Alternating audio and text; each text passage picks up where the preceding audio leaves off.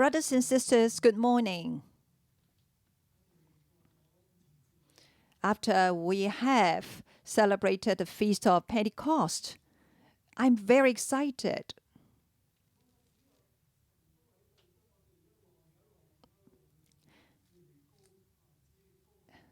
It seems that we are going through waves of the Holy Spirit, lifting us up higher and higher.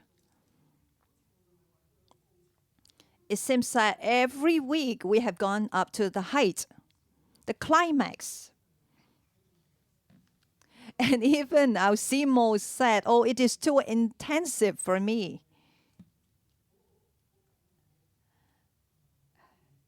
"Oh, I'm really tired," she said. But we're all very happy. So we've been giving thanks all the time, but God continued to do new things among us. This is how we experience the presence of God among us. Very happy. And it seems that time flies. Do you still remember what we have done during our church anniversary? You might have forgotten.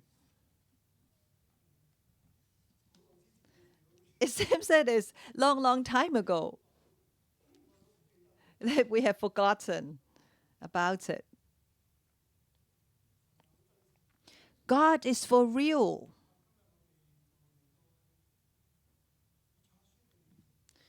Today, Pastor Joshua will lead us to study the book of Isaiah, chapter 36.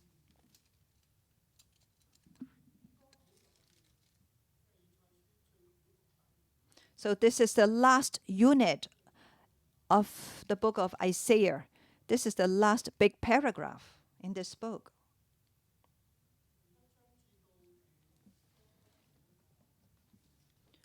Chapter 1 to 6 is like the introduction. So I continue to share with you like a curve going up and down. So you can go back and read the book of Isaiah again.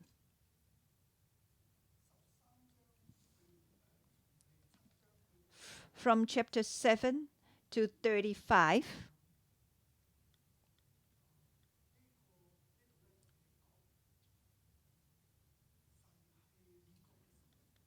It tells us that God is the God of all nations. All nations are in the hand of God.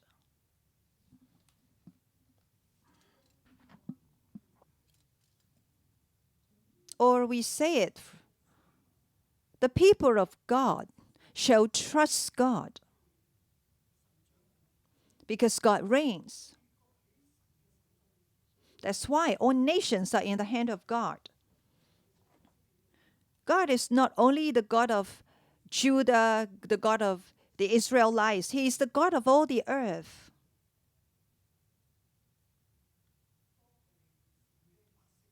As the people of God,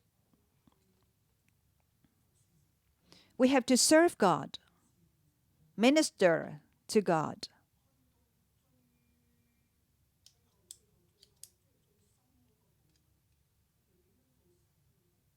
But how to become the servant of God? How to minister to Him?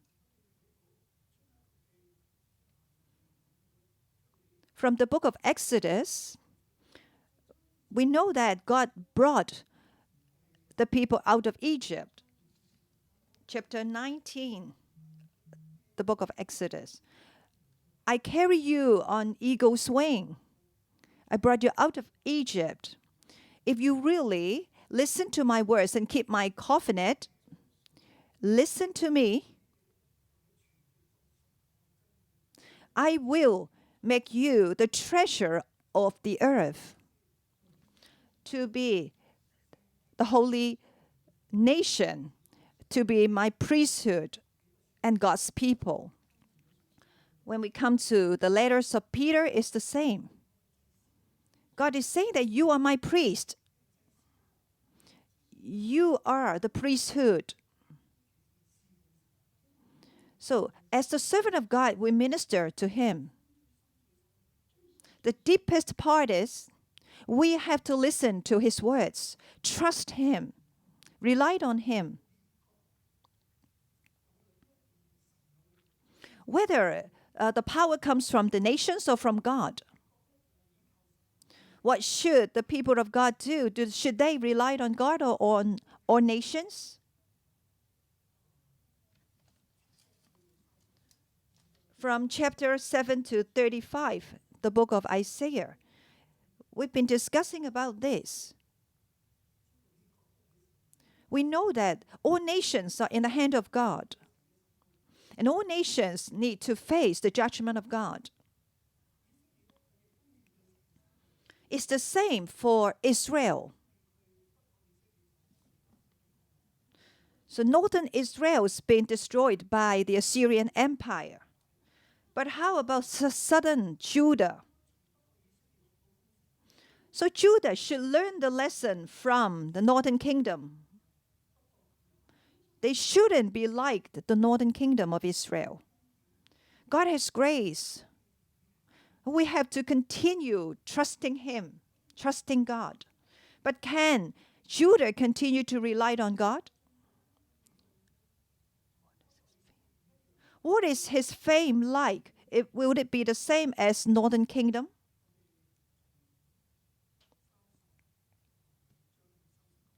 From chapter 36 to 39, from this unit, we can see it clearly.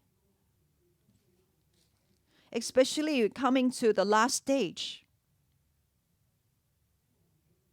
Here it asks a few questions.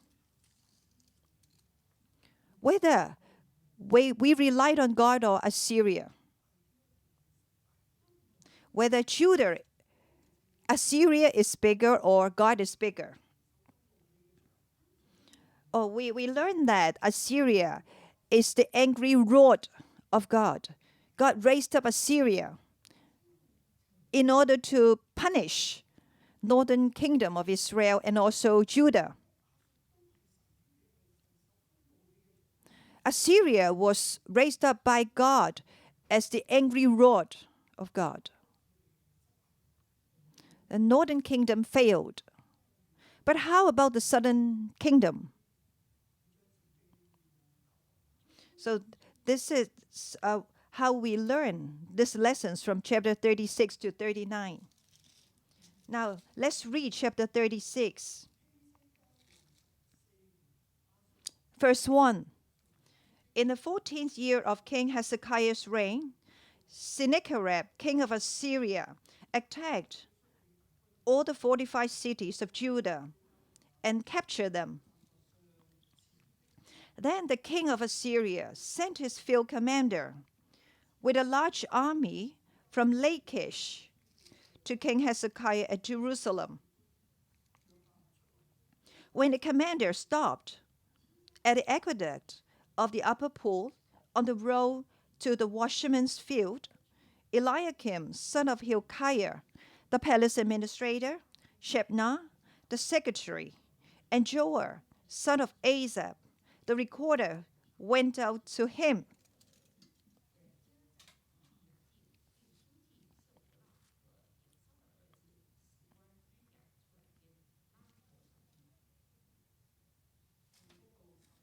Verse 1 to 3. Here it says, in the 14th year of King Hezekiah,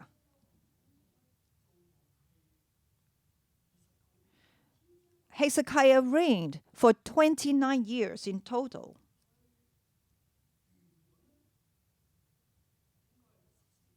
Originally, he only reigned for 14 years. But later, God healed him, has given him grace. Because he cried out to God, crying out for God's healing. So God has given him extra years. So here when we say in the 14th year of King Hezekiah, if without the grace of God that year, he should have died. Died of cancer, died of tumor.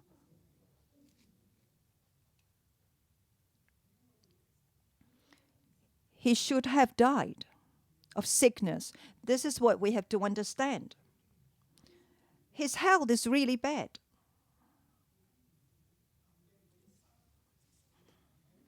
So for a cancer patient, he won't just die immediately.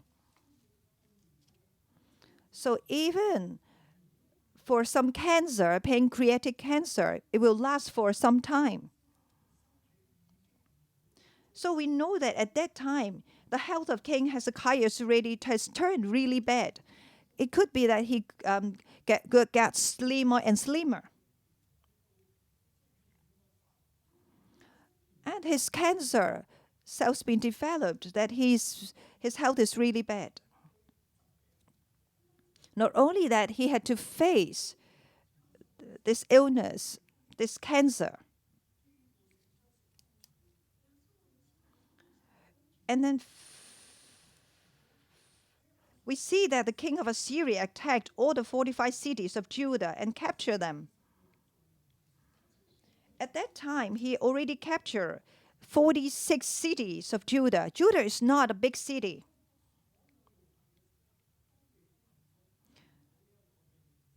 Almost all the cities in Judah has been attacked and captured except for Jerusalem.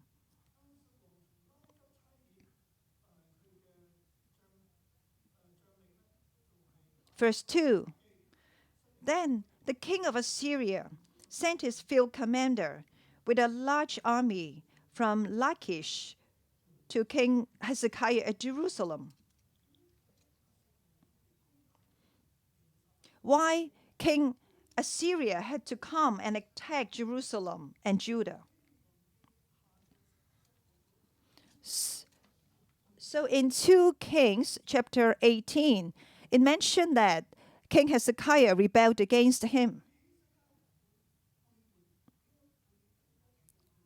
Why King Hezekiah rebelled against King Assyria? My thinking is, when northern Israel was destroyed,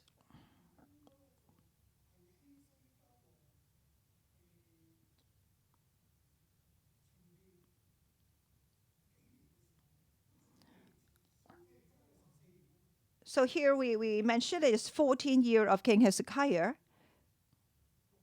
It could be the sixth year of King Hezekiah. So 8 years ago.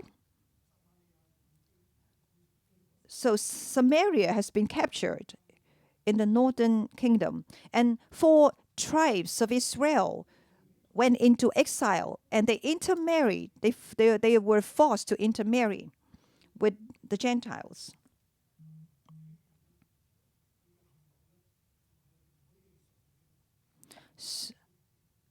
So the origin of the blood and also the generation, they are not pure Israelites. Then King Assyria led. Afterwards, King Assyria came again to attack them. Why? Assyria thought they were so strong.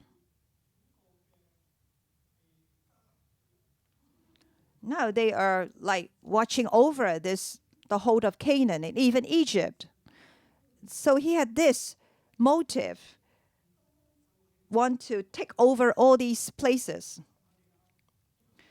So the great flood, the great water of Assyria not only come upon Samaria, it also come upon the whole land of Judah. So the great water of Assyria will come in. But Emmanuel, the God of Emmanuel, is still with Judah. Now this great water has already come.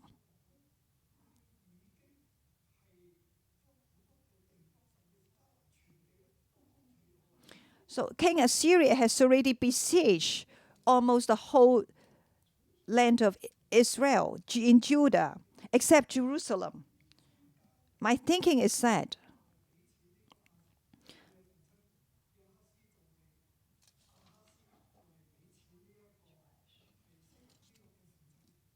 I thought that the father of Hezekiah, Joash, has given the money to the father of the Assyrian king. At that time, Joash submitted under Assyria. And later, Assyria came to attack and capture Samaria.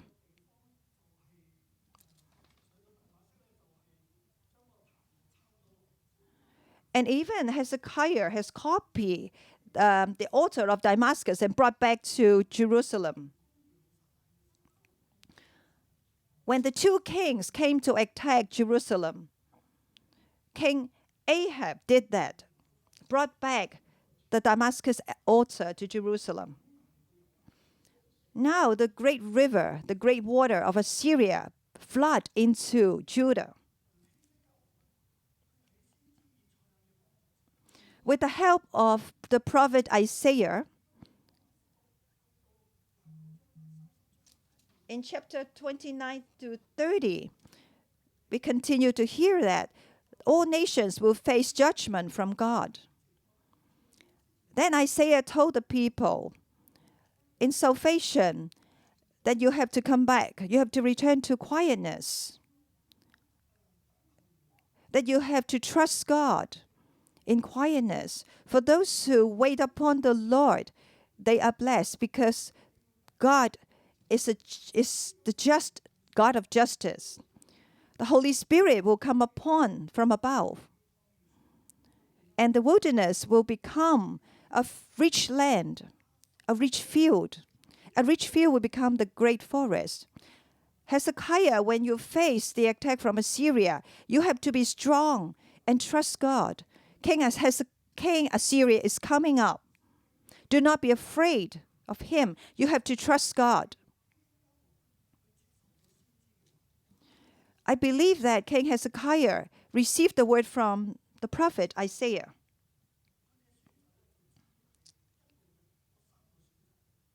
I believe that he has been choosing. There are three choices for him. One is to surrender to Assyria or to rely on Egypt. The third choice will be to rely on God. At the end, King Hezekiah was left with two choices. So it is not his choice to surrender to Assyria.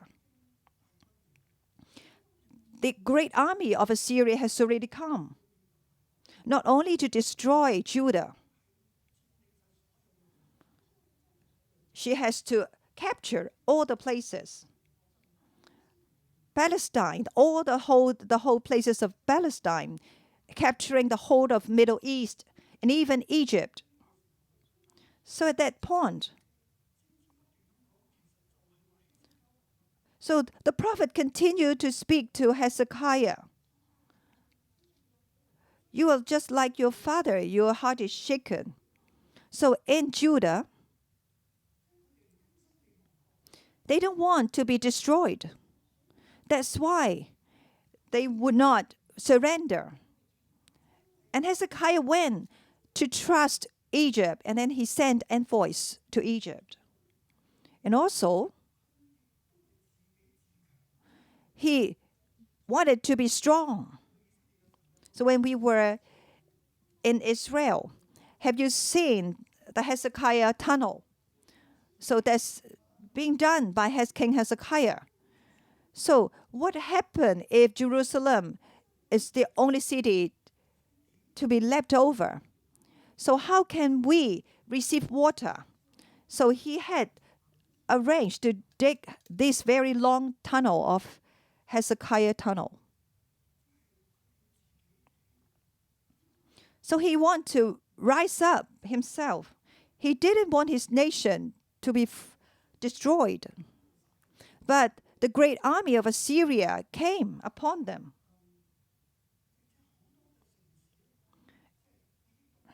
Many cities were besieged by King Assyria at that time.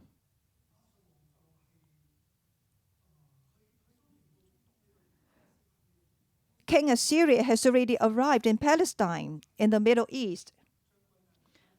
He sent his field commander to see King Hezekiah.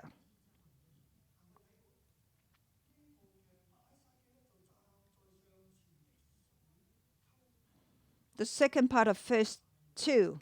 When the commander stopped at the aqueduct of the upper pool on the road to the washerman's field, what does it mean? Oh, it's very meaningful. So when you look back at the book of Isaiah, chapter 7, verse 3,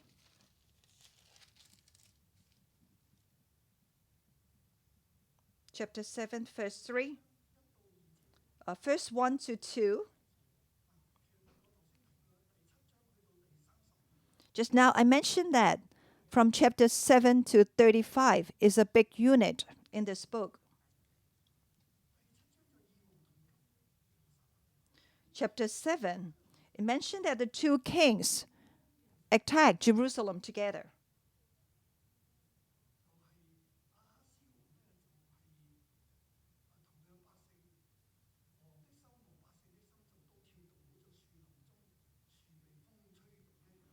Verse 2, second part. The hearts of Ahaz and his people were shaken as the trees of the forest are shaken by the wind. Ahaz was threatened. Verse 3, we are still on chapter 7. Then the Lord said to Isaiah, "Go out, you and your son Shear-Jashub, to meet Ahaz at the end of the aqueduct of the upper pool, on the road to the washerman's field. Say to him, be careful, keep calm, and don't be afraid. Do not lose heart because of these two smoldering stubs of firewood, because of the fierce anger of Rezin and Aram, and of the son of Remaliah." He said, you have to be careful, keep calm, don't be afraid, do not lose heart. And then verse 17, the Lord will bring on you and on your people and on the house of your father a time unlike any since Ephraim broke away from Judah. He will bring the king of Assyria. Assyria will surely come and attack Judah because it's caused by you. And then you will have such a great loss and hurts. So in Judah, you have never seen such a great loss.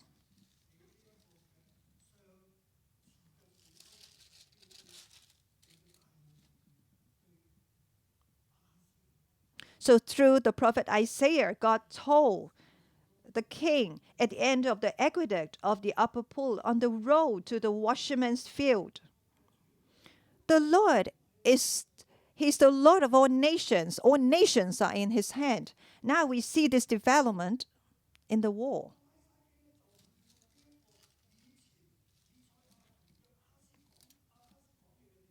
So now the field commander went to the place where he talked to King Ahaz.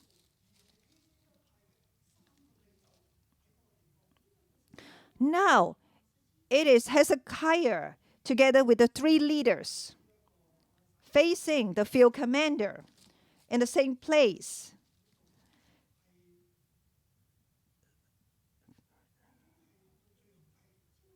Now they are coming to the last stage.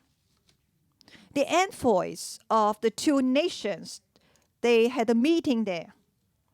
How should this war be developed?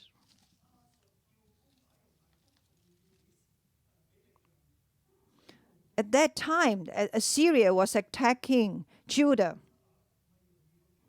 So it's not easy to besiege and capture Jerusalem. The Assyrian army needs extra strength.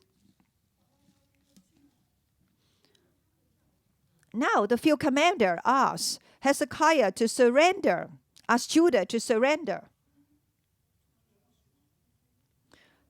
Judah has a choice whether she relied on God or relied on Egypt. So in the second paragraph, verse 4 to 20, we are back to chapter 36. Egypt is not trustworthy. Egypt was defeated at last. The first paragraph, we could see that Hezekiah was in serious illness. He's facing the last crisis. And the second paragraph tells us that when he relied on Egypt, this is in vain. So Hezekiah was totally helpless. Now we come to verse 4 to 20. At last, he could only rely on God. So this is his last choice. Because he couldn't rely on Egypt anymore. Can God really help him? When Judah faced this challenge, can the Lord really save them? From verse 4 to 20. So we look at verse 20, the last word.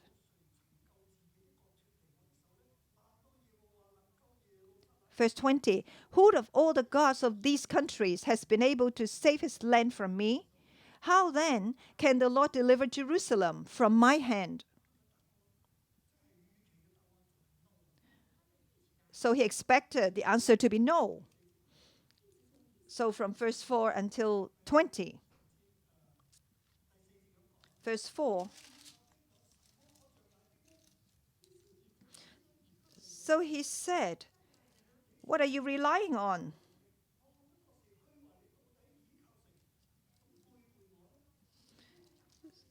So you see, you have the strength of military force.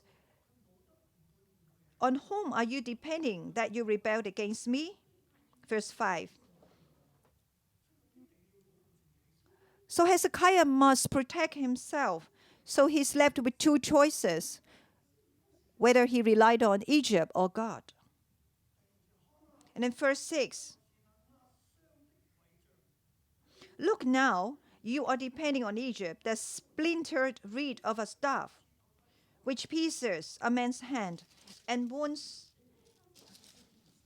him if he leans on it. Such is Pharaoh, king of Egypt, all depend on him. So it seems that Assyria has defeated Pharaoh. Verse 7, and if you say to me, we are depending on the Lord our God, isn't he the one whose high places and altars Hezekiah removed, saying to Judah and Jerusalem, yes, you have to rely on God. Hezekiah did that. And he removed all these altars. But see, when you relied on God, you want to come and fight the war with me? What has God given you? What benefits have you received from God? He said no. Now make a bargain with my master. Now I give you 2,000 horses. See if you have 2,000 people riding on it. So you don't have enough people to ride on those horses. Your nation is strong. How do you have strength to fight against me? Even Egypt cannot help you. You relied on yourself. You relied on God. God has not made your nation strong.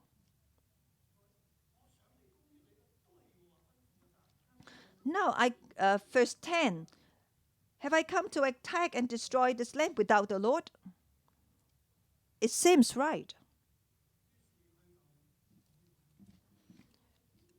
And then this field commander ashamed them.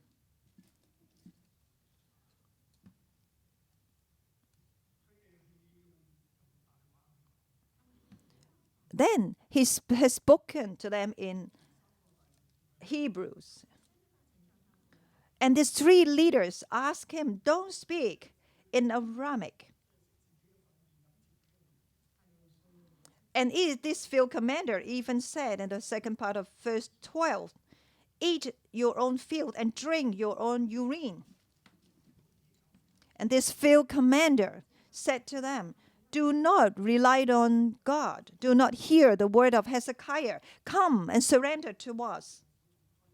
And then you'll be able to eat what you have grown. And I will help you leave the land of Canaan and go to a new place of Canaan. And that place will be the same. Or ask them to migrate to another place. Verse 17. Until I come and take you to a land like your own, a land of grain and new wine, a land of bread and vineyards.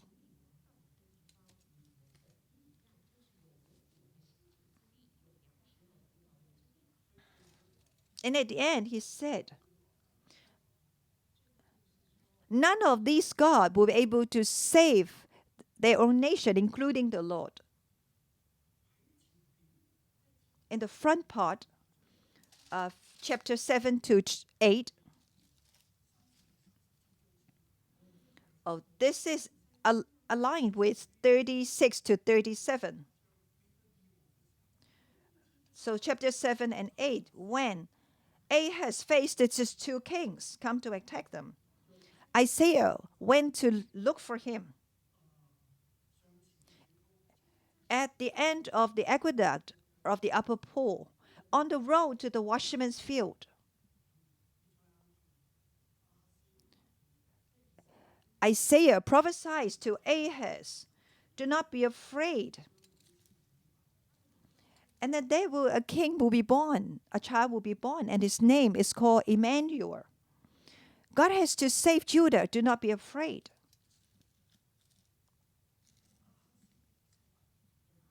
Ahaz failed. Ahaz couldn't do what God wanted him to do. Now comes to his son, Hezekiah. Hezekiah was almost dying because of serious illness. And the nation is about to fall. It seems that there is no way out.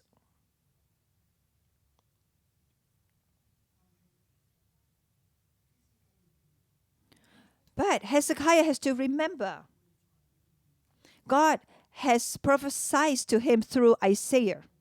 Wait for the Lord. The Lord will surely arise to protect you. You have to wait. In salvation, a strength and quietness, trust in the Lord. Now you see, going to Egypt for help is useless. Now you have to trust the Lord. If God didn't help you, that's the end. But at that time, the Lord has not saved him yet. In the past, Isaiah talked to Ahaz, be careful, keep calm, do not be afraid. Now the whole of Judah. In this chapter, the message to you is,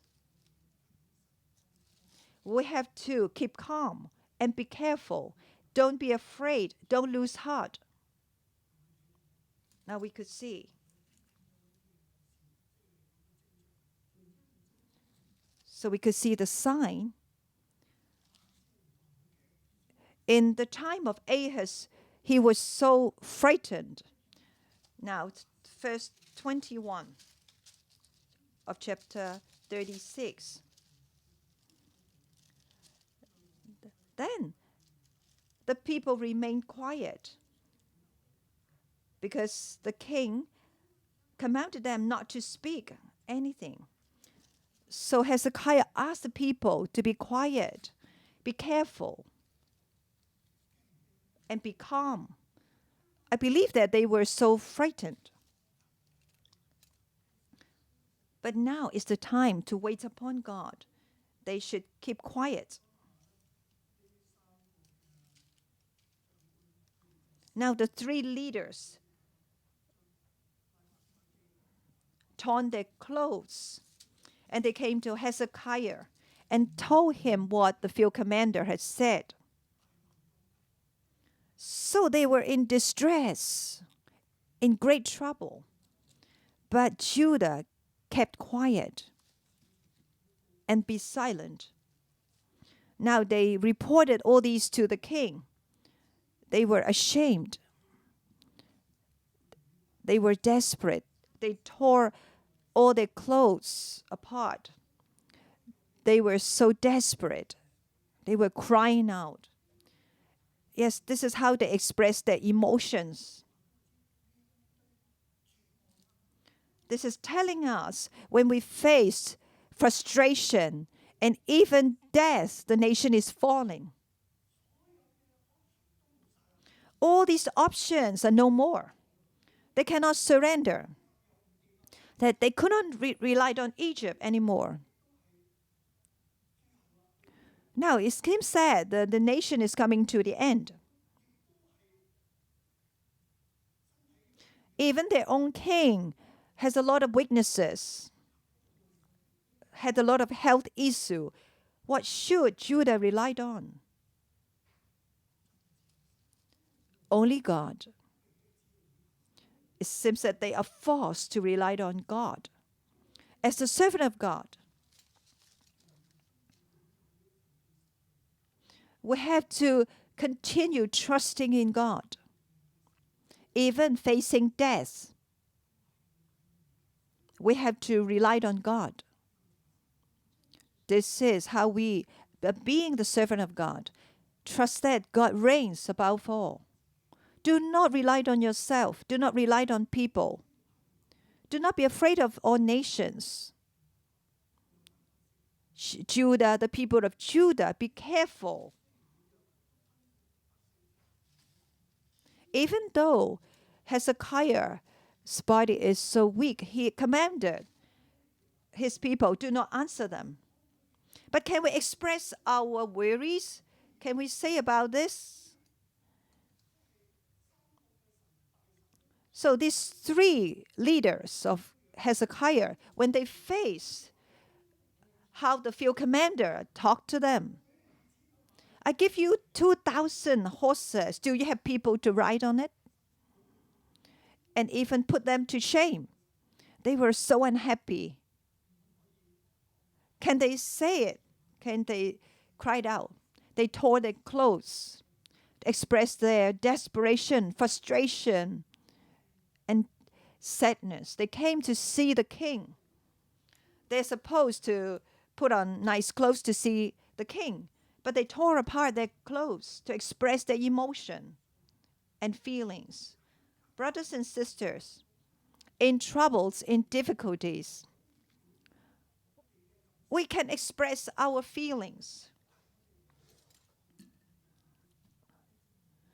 But we must keep quiet. Wait upon him, for we have hope in him. We trust in God. Now, from the history where we see Judah is coming to the end of the history, even today, we are never easy. What should we do? We have to silently wait upon God, trust in him. But can we tell people that we are so sad, we are frustrated? Yes, we can cry it out. We can express our emotion. But we must have faith in God. We can quiet ourselves. Wait for God's salvation. I believe that God will save us. Amen.